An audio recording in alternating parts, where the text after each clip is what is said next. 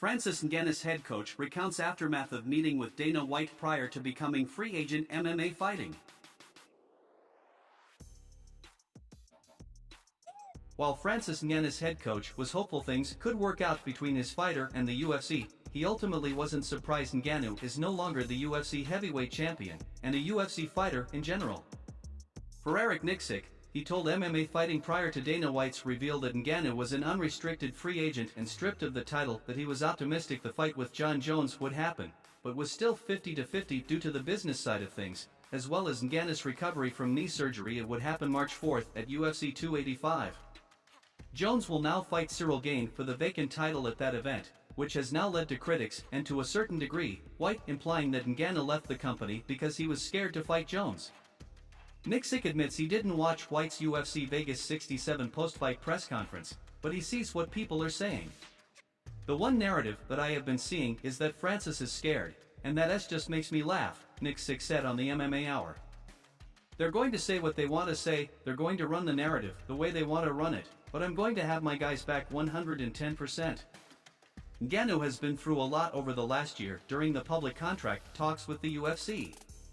By all accounts, things seem to be heading in the right direction towards the mega fight between Ngannou and the returning Jones. Nicksick was at the initial meeting of parties in hopes of getting Ngannou re-signed, and it was something the now former heavyweight champion said to him after that dinner that stood out to him, and it certainly didn't have anything to do with any trepidation in fighting Jones. "We fought Cyril Gane, the next up-and-coming phenom, on one F leg and against all of our advice," Nicksick explained.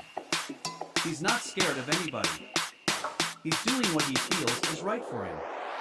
He'll tell you this. We met with Dana and Hunter after the fight, we had a great dinner. Things were going in the right direction, I felt. We got in the car and Francis looks over at me and says, if I sign this deal, if I do this without making any change, without doing all the things I said I was going to do, I'm just another sellout. I refuse to do that. He goes, I'm happy, I have more money than I could have ever imagined, I'm in a position that I could never envision, and I have a stance where I can make a difference.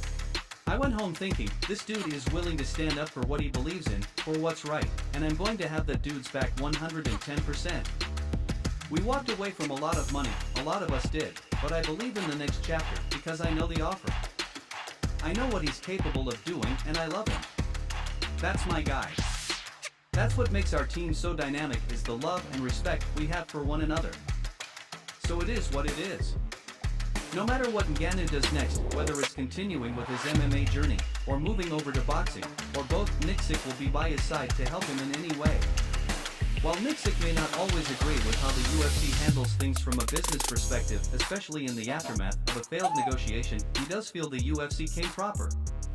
It wasn't about the dollars and cents, but more about being able to look himself in the mirror. I think I sat on the fence. I'm more on the optimistic side of everything, and I was hoping things were going to go in the right direction, Nicksick said. To be honest, I think the UFC was doing the best that they could on their end, too.